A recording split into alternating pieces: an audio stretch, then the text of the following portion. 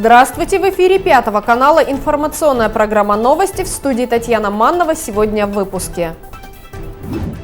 Инта помогает. Первая партия гуманитарной помощи отправлена беженцам из Донбасса.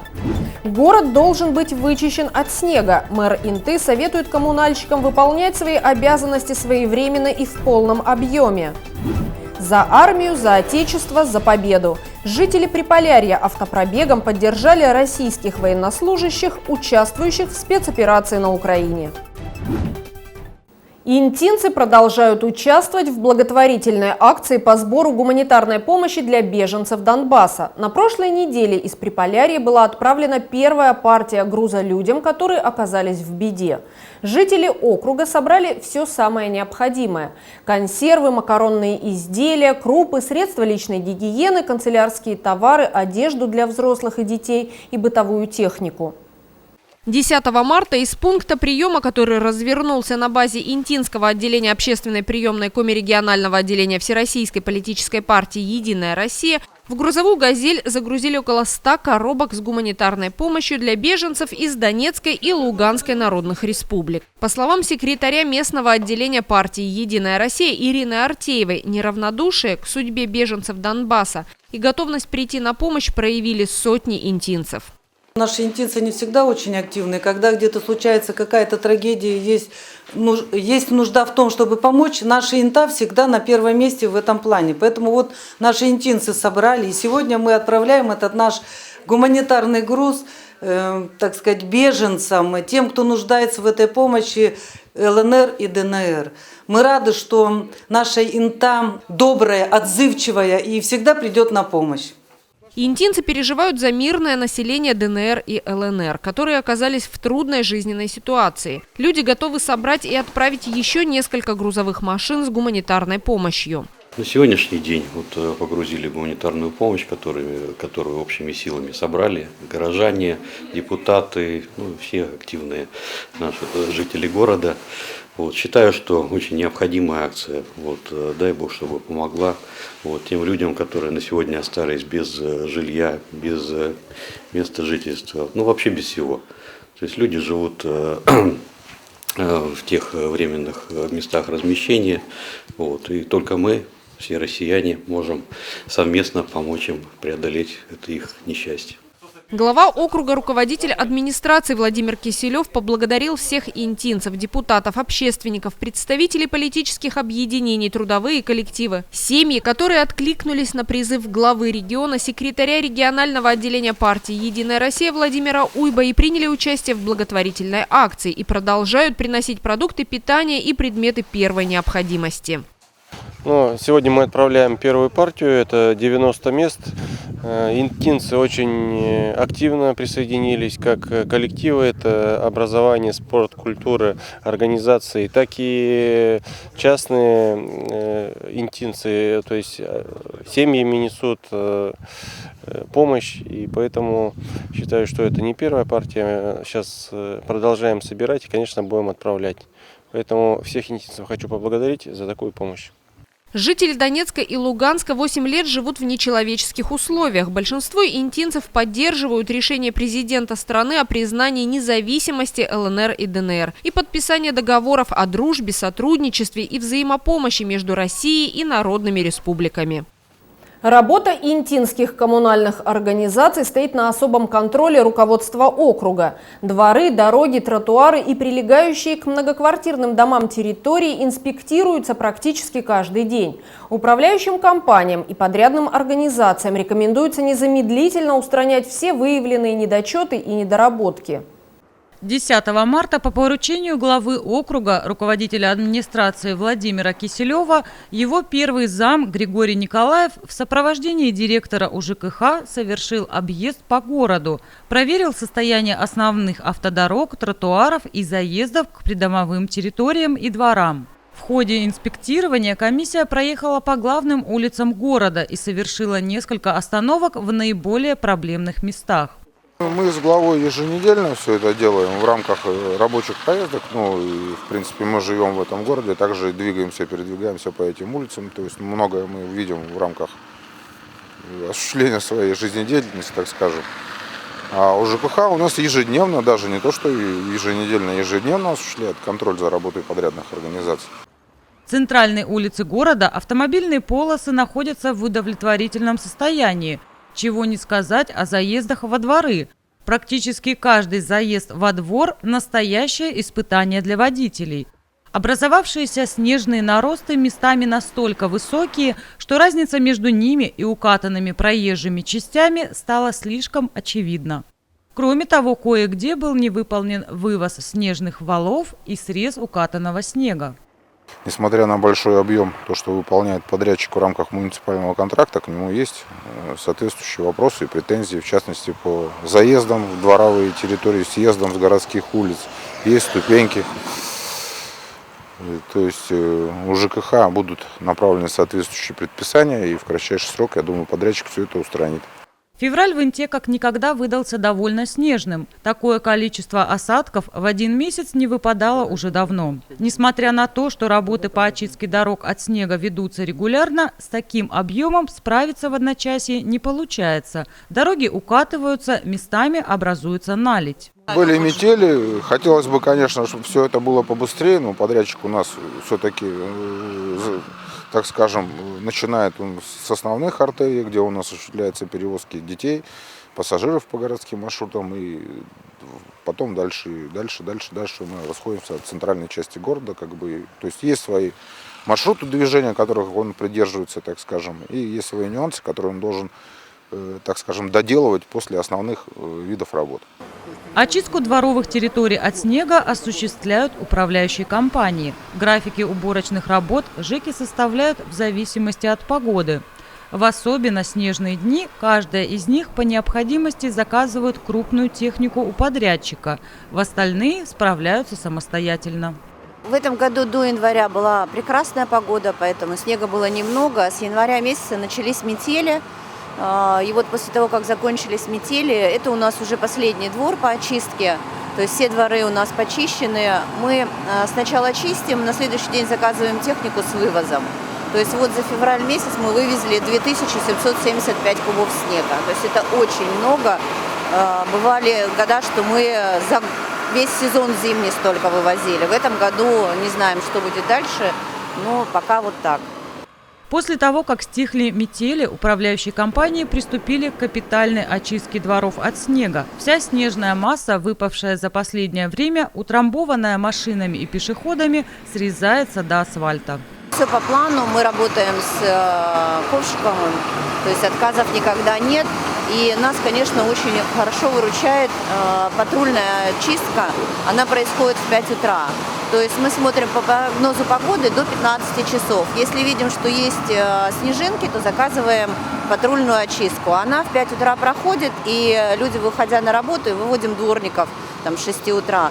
И выходя на работу, у нас получается уже и проезжая часть для автомобилистов, и пешеходная дорожка тоже почищена. А потом уже дочищаем колею, которую делает патрулька уже либо вручную, либо у нас есть ручная такая техника для очистки. Уже дочищаем. А потом планомерно уже заказываем, когда метели заканчиваются, заказываем технику, чтобы вычистить. Вот как здесь сейчас на 59-м чистим уже до асфальта. Как отмечает представитель контролирующего органа, на прошлой неделе в ходе инспектирования городских дорог было выявлено множество нарушений и выписано предписание на их устранение. На сегодняшний день видим, во-первых, была метель, сейчас стоят морозы. Естественно, хотелось бы, чтобы было лучше. Контролируем, мониторим заезды. Вот выписали предписание. На той неделе много предписаний очень выписали. На этой неделе сейчас проверяем, даны сроки подрядчику. К примеру, если сроки не будут выполнены, то это уже будут штрафные санкции будут выставляться подрядчику. Поэтому я надеюсь, что все-таки подрядчик все у нас и выполнит, исполнит. Жалоб очень много по городу поступает от жителей. Недовольны как тротуарами, так и дорогами, и дворовыми территориями. Но опять же хочу сказать, что управляющие компании, вот начиная с 4 марта, вот морозы, когда установились, и начали очистку, механизированную очистку дворовых территорий, заездов, тротуары чистятся подрядчиком, дороги чистятся. Ну, дергаем их, куда деться, все равно нам нужно. Также сами ежедневно ходим, смотрим, как жители, также имеем претензии, также высказываем, также контролируем и заставляем делать. Контроль по поддержанию городских дорог в нормативном состоянии будет проводиться регулярно. За армию, за отечество, за победу. По всей России проходят многочисленные акции и патриотические мероприятия в поддержку российских военнослужащих, которые участвуют в спецоперации на Украине. И интинцы, как и большинство жителей страны, не остаются в стороне. Многим горожанам не безразлично то, что сейчас происходит. Люди обеспокоены судьбами жителей Донецкой и Луганской народных республик и поддерживают российскую армию в борьбе с фашизмом на Украине. В минувшее воскресенье в Инте прошел автопробег в поддержку президента страны Владимира Путина и российских военнослужащих, которые участвуют в спецоперации на Украине. Такого количества автомобилей, триколоров и флагов страны, республики Коми, различных российских войск, политических партий, военно-патриотических клубов, которые развивались над каждой машиной в Приполярье, пожалуй, не видели. Я думаю, что эта акция, она идет по всей России, поэтому мы поддерживаем эту акцию нашей фракции «Единая Россия». И хочу сказать, что я поддерживаю решение нашего президента Российской Федерации Владимира Владимировича Путина за эту спецоперацию, которая направлена на защиту интересов нашего русского народа, нашего населения и на защиту наших границ Российской Федерации, для того, чтобы не было войны. Победа будет за нами. Я сам вырос и родился в Горловке. Сейчас все мои родственники, мама, сестра, дядя, бабушка, то есть большинство родственников находятся там.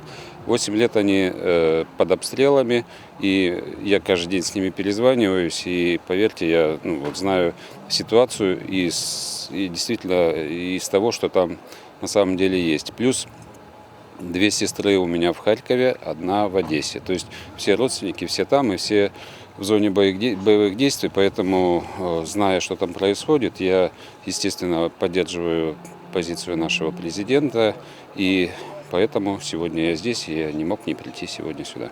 Участие в автопробеге в поддержку наших военнослужащих, исполняющих служебный долг на Украине, это то немногое, что граждане России могут сделать для них. В свете негативной информации о проводимой операции на Донбассе, о военнослужащих российской армии, наша поддержка им очень нужна, необходима, как это было, наверное, необходимо нашим дедам, которые защищали нашу страну в годы Великой Отечественной войны, когда ждали писем из дома. Это был очередной глоток воздуха, да, и вот подобная поддержка, она придает духа. Почти все водители наклеили на стекла автомобилей маркировку Z. Такая же наносится на российскую военную технику, участвующую в спецоперации на Украине. Согласно официальному объяснению Министерства обороны Российской Федерации, в этом символе зашифрован лозунг «За победу». Поддерживаю. Сами знаете, какая предыстория была. И мы просто не то что должны, мы обязаны своих собратьев, своих славян спасти от этого фашистского нашествия. И сегодня это мероприятие мы должны тоже морально-психологический дух поддержать наших военных, наших братьев Донбасса. Безусловно, поддерживаю, потому что без этого никак. Все, что там продолжалось, не могло больше столько продолжаться. И всеми, руками и ногами мы за то, что там сейчас наконец-то наведется порядок, и люди смогут жить нормально, спокойно. Особенно народ Донбасса и вообще в целом вся Украина. Лично я поддерживаю спецоперацию, а участие решили принять. Мы с ДОСААФом долго уже сотрудничаем. У нас был клуб «Миротворец», вот флаг наш, если вы можете посмотреть его. Занимаемся детишками, сейчас, конечно, их мало уже осталось. И что я хочу сказать, операция же это, по сути, по защите населения. А мы, как русские люди, говорят же, русские своих не бросают. Много было попыток договориться по-хорошему. Сколько лет уже? 8 лет прошло, но не получилось. Значит, по-другому никак. Когда человек больной, тяжело, и у него раковая опухоль, ему надо делать операцию. Если ему не сделать операцию, то умрет весь организм, все тело умрет. Но я так думаю, что это, наверное, вынужденная операция по удалению вот этой опухоли. Иначе, если она разрастется, наверное, будет плохо не только жителям Украины, а, наверное, и всем и нам, и даже еще и пойдет дальше за рубеж. Потому что по-другому никак. Вот поэтому мы примем участие, мы поддерживаем наших воинов. У нас много святых воинов. Вот. Как сказал Александр Невский, Бог не в силе, а в правде. Вот. Я думаю, что мы поступаем по правде, когда встали на защиту именно наших граждан и наших людей, русских. Ну, по-другому было никак. Поэтому я не остался в стороне и принял участие в этом мероприятии. Вот. А так мы молимся, конечно, о мире, молимся. Нас жалко всем, конечно же, людей жалко, всех жалко, очень жалко. И мы молимся, конечно, и о воинстве, и о людях молимся. В акции приняли участие десятки машин. Автомобили, украшенные флагами и символикой «За победу», проехали по главным улицам города. Организатор патриотического автопробега Интинская автомобильная школа ДСАФ России. Сейчас очень много противоречивых сведений о спецоперации на Украине. Но нужно представить, что если наш сосед, родственник, проживающий рядом, вдруг начинает выкрикивать лозунги против нас, унижать наше достоинство, мы ему скажем один раз: будь спокоен, второй раз. Но понимать надо, что когда-нибудь это обернется против нас. И нужно четко выразить свою позицию и сказать «нет» нацизму. В стране, где выбирают национального героя Бандеру, уже назад пути нет. Слава Богу, что не все украинцы поддерживают националистов, но им нужно помочь определиться. Мы любим их, там наши родственники, и обязательно нужно их поддержать в правом деле. Наша армия выступает в защиту нашей Родине, и надо сказать «нет» нацизму. Нацизм в России не пройдет. Мы с кровью впитали ненависть к нацизму. Мы понимаем, что мы живем с разными народами. В моей крови и Украина, и еврейская кровь. Я русская, я этим горжусь и хочу, чтобы все в нашей стране этим гордились. Люди разных профессий и возрастов, представители многочисленных общественных и политических объединений, участники и ветераны боевых действий и локальных конфликтов в Чечне и Афганистане. Десантники, пограничники, депутаты, священнослужители, представители правоохранительных органов, спасатели и просто неравнодушные к происходящим событиям горожане собрались вместе, чтобы принять участие в акции и выразить свою гражданскую позицию. Поддерживаю с первой секунды объявления спецоперации. Поддерживаю, что мы защищаем русских на Донбассе. А самое основное, поддерживаю борьбу с фашизмом. У меня деды участники Великой Отечественной войны. У меня отец был участник Великой Отечественной войны. С детства самое плохое, самое оскорбление – это фашист. Наше поколение, надеюсь, наши дети и внуки всегда ненавидели фашизм и будут ненавидеть его в любом проявлении. Та ситуация, которая сегодня сложилась, она сильно напоминает 1933 год в Германии, когда в течение также порядка 8-9 лет спокойно Европа, Америка подпитывала фашистскую Германию, выращивали нацистов, надеясь на этом что-то поиметь и заработать. В результате мы получили Вторую мировую войну, 70 миллионов убитых. Гада надо душить в зародыше. Фашизм не должен пройти. И самое здесь основное в этой операции – это действительно довести ее до конца, провести операцию по искоренению фашизма в корне, чтобы наши будущие поколения знали это только по истории. А нашей армии, нашим бойцам ДНР, ЛНР, всем, кто неравнодушен, всем, кому сейчас тяжело, всем, кто на фронте, им удачи, здоровья и, главное, победы. Спецоперацию поддерживаю. Но война, вы сами понимаете, это война. То есть это жертвы.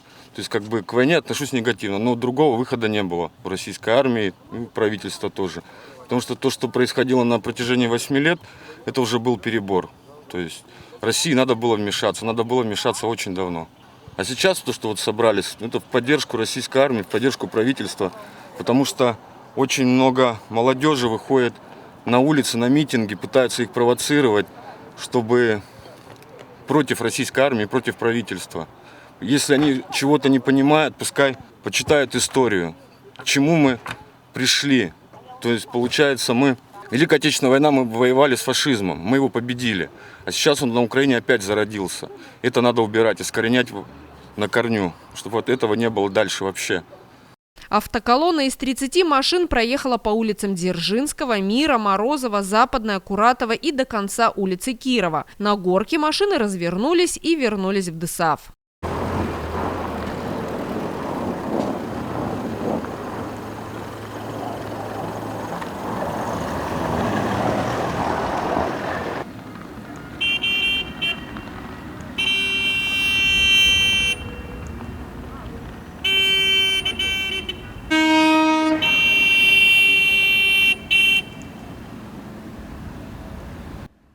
Интинцы не могли остаться в стороне, когда вся Россия борется за свое будущее. Горожане поддерживают решение президента Владимира Путина о проведении спецоперации вооруженными силами России по пресечению геноцида соотечественников ЛНР и ДНР.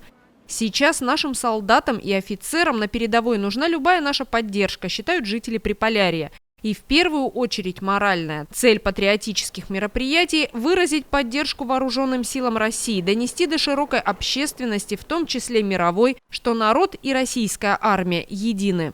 Сотрудники военного комиссариата города Инта, участники патриотических клубов, общественно-государственных организаций, граждане города Инта сегодня проводят акцию в поддержку российских солдат и офицеров, выполняющих специальную военную операцию на Украине. Сила в правде. Своих не бросаем! Коронавирус постепенно отступает, заболеваемость снижается. В нескольких регионах перестал действовать обязательный масочный режим. В Коми отменили QR-коды и смягчили антиковидные ограничения.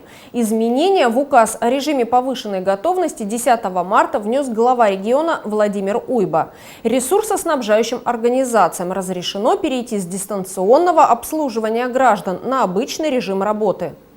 С 11 марта учреждениям культуры, кинотеатрам и концертным организациям, клубам разрешено работать со 100% заполняемостью зала. С этой же даты проведение спортивных мероприятий разрешено без условия соблюдения заполнения зала, трибун и наличия у посетителей QR-кода медицинского сертификата, либо отрицательного результата ПЦР-теста. Отменяется требование к работодателям по переводу работников в возрасте 60 лет и старше, а также лиц с хроническими заболеваниями на дистанционную работу. Предоставление государственных, муниципальных и иных услуг в помещениях органов исполнительной власти Республики Коми, органов местного самоуправления муниципальных образований Республики Коми, многофункциональных центрах и центрах по предоставлению государственных услуг в сфере социальной защиты населения, а также проведение личного приема граждан разрешено без предварительной записи граждан. С 18 марта на повседневный режим работы перейдут нестационарные организации социального обслуживания, организации с круглосуточным пребыванием детей, а также дома-интернаты для престарелых и инвалидов, психоневрологические интернаты, стационарные отделения при центрах по предоставлению государственных услуг в сфере социальной защиты населения.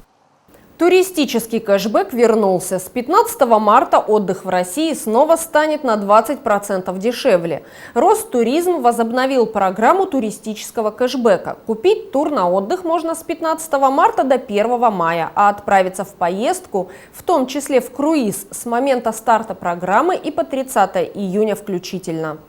Возобновить льготную программу поручило правительство Российской Федерации, сообщает Ростуризм. Такое решение позволит путешественникам свободно отдыхать внутри страны, а также поможет поддержать российскую туристическую отрасль. Условия остаются прежними. В любом регионе страны нужно забронировать поездку от 2 ночей. Льготная программа распространяется как на длинные путешествия, так и на короткие. Оплатить бронь нужно картой МИР, после чего в течение 5 дней на нее вернется 20% от стоимости поездки до 20 тысяч рублей. Карты других платежных систем в акции не участвуют. Оплата наличными тоже. Важно оплатить тур именно картой МИР. Получить кэшбэк можно неограниченное число раз. Главное – выполнить условия программы.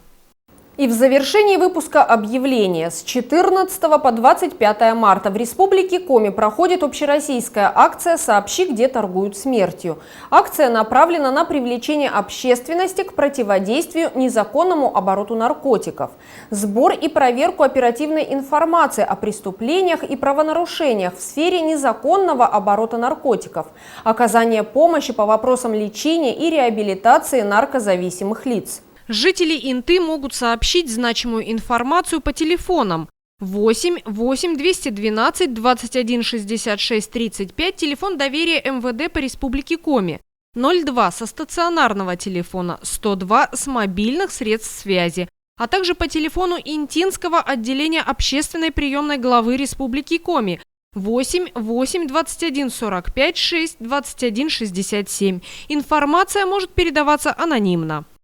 Это все, о чем мы хотели рассказать вам сегодня. Смотрите новости на 5 канале и будьте в курсе значимых событий Инты. Всего доброго и до свидания.